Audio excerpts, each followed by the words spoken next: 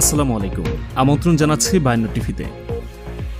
ইসরায়েলের পাশাপাশি স্বাধীন ফিলিস্তিন রাষ্ট্র প্রতিষ্ঠায় একমাত্র সমাধান বললেন জো বাইডেন। অবৈধ রাষ্ট্র ইসরায়েলের প্রধানমন্ত্রী বেনিয়ামিন নেতানিয়াহুর লজ্জাজনক পরাজয়, তার উপর ক্ষুব্ধ হয়েছে উগ্র ডানপন্থীরা। বীর ফিলিস্তিনিদের অভিনন্দন জানালেন ইরানের সর্বোচ্চ নেতা আয়াতুল্লাহ খামেনি। এদিকে যুদ্ধবিরতি কার্যকর হওয়ার পর ফিলিস্তিনের প্রেসিডেন্টকে সৌদি বাদশার ফোন।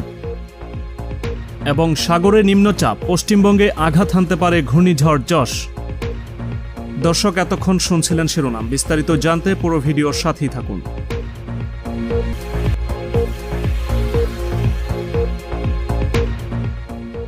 ইহুদিবাদী সন্ত্রাসীদের অবৈধ রাষ্ট্র ইসরায়েলি বাহিনীর তাণ্ডবে ধ্বংসস্তূপে পরিণত হওয়া ফিলিস্তিনের গাজা পুনর্নির্মাণের সর্বাত্মক সহায়তা দিবেন বলে জানিয়েছেন যুক্তরাষ্ট্রের প্রেসিডেন্ট জো বাইডেন।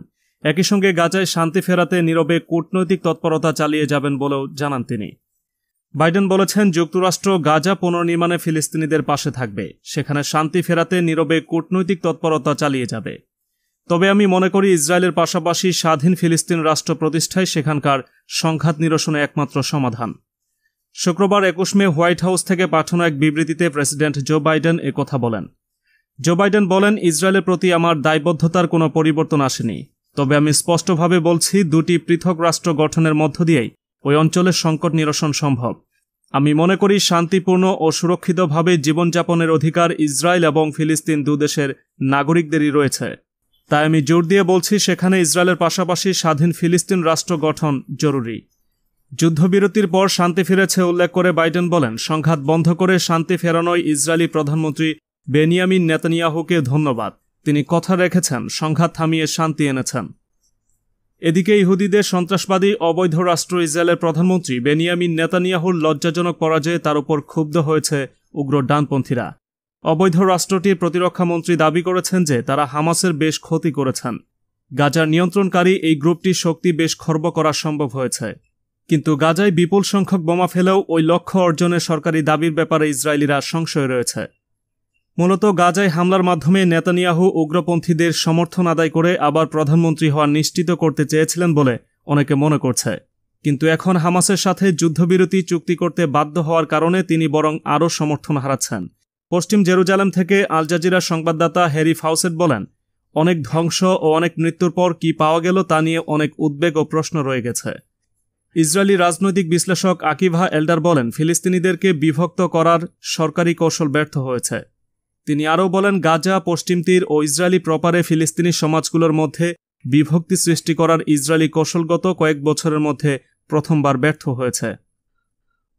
অপরদিকে ইসরায়েলের বিরুদ্ধে টানা 11 দিনের প্রতিরোধ যুদ্ধে বিজয়ী হওয়ায় ফিলিস্তিনিদের অভিনন্দন জানিয়েছেন ইরানের সর্বোচ্চ নেতা আয়াতুল্লাহ খামেনি। ফিলিস্তিনি জনগণের উদ্দেশ্যে শুক্রবার দেয়া এক বাণীতে তিনি এ অভিনন্দন জানান। আয়াতুল্লাহ খামেনি বলেন, আগামী দিনগুলোতে ফিলিস্তিন আরও বেশি শক্তিশালী এবং ফিলিস্তিনি তরুণ সমাজ ও প্রতিরোধ সংগঠনগুলোর মোকাবেলায় ইহুদিবাদী ইসরায়েল আরও বেশি দুর্বল হয়ে পড়বে। ইরানের সর্বোচ্চ নেতা বলেন, বিগত কয়েকদিনে এক বড় ধরনের পরীক্ষায় সম্মানজনকভাবে উতরে গেছে ফিলিস্তিনি জনগণ। বর্বর ইসরায়েল শিগগিরই একথা উপলব্ধি করবে। ফিলিস্তিনি জনগণের ঐক্যবদ্ধ প্রতিরোধ আন্দোলন মোকাবেলা করা তাদের পক্ষে সম্ভব নয়।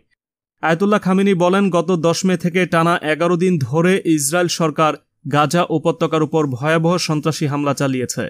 তেল আবিব প্রমাণ করেছে, ফিলিস্তিনি প্রতিরোধ যোদ্ধাদের মোকাবেলা করতে তারা পুরোপুরি ব্যর্থ।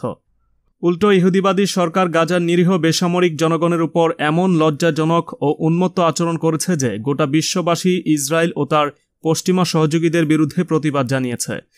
প্রতিরোধ যোদ্ধাদের সঙ্গে পেরে না উঠে গাজার নারী ও শিশুদের নির্বিচারে হত্যা করেছে ইসরায়েল। ইরানের সর্বোচ্চ নেতা বলেন, অপরাধযজ্ঞ চালিয়ে যাওয়া এবং যুদ্ধবিরতির আবেদন জানানো উভয় ক্ষেত্রে ইসরায়েলের পরাজয় স্পষ্ট হয়ে পড়েছে। কাজেই প্রকৃত অর্থে ইহুদিবাদী ইসরায়েল পরাজয় স্বীকার করতে বাধ্য হয়েছে।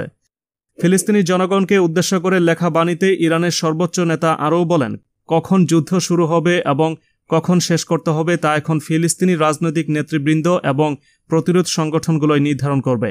তবে সংঘাত শেষ হলে প্রতি মুহূর্তে প্রস্তুতি ও ময়দানে উপস্থিত থাকতে হবে।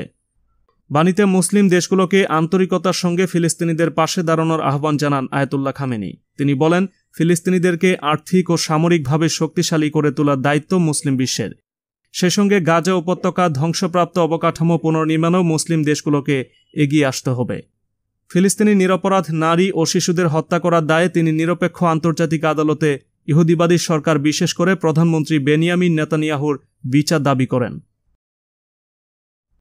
অন্যদিকে ফিলিস্তিনের প্রেসিডেন্ট মাহমুদ আব্বাসকে ফোন করে গাজা উপত্যকায় দখলদার ইহুদিবাদী সন্ত্রাসীদের অবৈধ রাষ্ট্র ইসরায়েলি বাহিনীর আগ্রাসনের তীব্র নিন্দা ও প্রতিবাদ জানিয়েছেন সৌদি আরবের বাদশাহ সালমান বিন আব্দুল আজিজ। ইসরায়েল ও হামাসের মধ্যে যুদ্ধবিরতি কার্যকর হওয়ার পর শুক্রবার ২১ মে বাদশাহ ফোন করেন। এ সময় সৌদি বাদশাহ ইসরায়েলি হামলায় শহীদ নিরস্ত্র ফিলিস্তিনিদের জন্য দোয়া এবং আহতদের দ্রুত সুস্থতা কামনা করেন। সালমান বিন আব্দুল আজিজ বলেন, সৌদি আরব দখলদার ইসরায়েলি সরকারের উপর চাপ বাড়ানোর জন্য বিশ্ব সম্প্রদায়ের প্রতি আহ্বান অব্যাহত রাখবে। আমরা জেরুজালেমে মুসলিমদের উপর হামলা ও উচ্ছেদ বন্ধে প্রচেষ্টা চালিয়ে যাচ্ছি। সৌদি আরব সবসময় ফিলিস্তিনের জনগণের সুরক্ষা ও শান্তি কামনা করে। এ সময় ফিলিস্তিনের প্রেসিডেন্ট মাহমুদ আব্বাস সৌদি বাদশাকে ধন্যবাদ জানিয়ে বলেন, ফিলিস্তিনে ইসরায়েলি আগ্রাসন বন্ধে সৌদি আরব বিশ্ব সম্প্রদায়, মুসলিম বিশ্ব ও আরব সংগঠনগুলোকে একত্রিত করতে কাজ করেছে। এজন্য ফিলিস্তিনের জনগণের পক্ষ থেকে আমি সৌদি আরবের প্রতি কৃতজ্ঞতা জানাচ্ছি। সবশেষ জানিয়ে দিচ্ছি ঘূর্ণিঝড় যশ প্রসঙ্গ। ভারতের পশ্চিমবঙ্গের আবহাওয়া অধিদপ্তর বলছে, আজ শনিবার পূর্ব মধ্য বঙ্গোপসাগরে একটি নিম্নচাপ সৃষ্টি হয়েছে। আগামীকাল রোববার এটি আরও শক্তি সঞ্চয় করবে। আগামী সোমবার নিম্নচাপ উত্তর ও উত্তর পশ্চিম দিকে অগ্রসর হয়ে আরও তীব্র ঘূর্ণিঝড়ে পরিণত হবে। আগামী বুধবার সন্ধ্যায় পশ্চিমবঙ্গে আছড়ে পড়তে পারে। আলিপুর আবহাওয়া দপ্তর আজ জানিয়েছে, ঘূর্ণিঝড় যশ কোথায় আছড়ে পড়বে এখনও অস্পষ্ট, তবে পশ্চিমবঙ্গেই ঘূর্ণিঝড়ের আছড়ে পড়ার আশঙ্কা বেশি।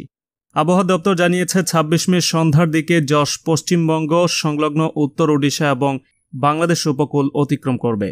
বাংলাদেশের আবহাওয়া অধিদপ্তরের পূর্বাভাসে জানানো হয়েছে, আন্দামান সাগর ও তৎসংলগ্ন এলাকায় একটি লঘুচাপ সৃষ্টি হতে পারে। এটি পরে ঘূর্ণিঝড়ে পরিণত হতে পারে। ২৬ মে নাগাদ এটি ওড়িশা, পশ্চিমবঙ্গ, বাংলাদেশের খুলনা উপকূলে পৌঁছাতে পারে।